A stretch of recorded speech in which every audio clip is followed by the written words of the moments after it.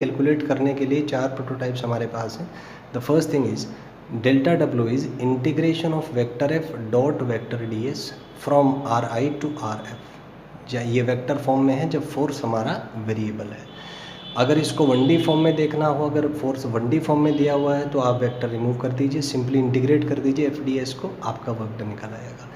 अगर vector form दे रखी है और फोर्स कांस्टेंट है तो कांस्टेंट फोर्स के लिए the expression reduces to vector F dot vector S.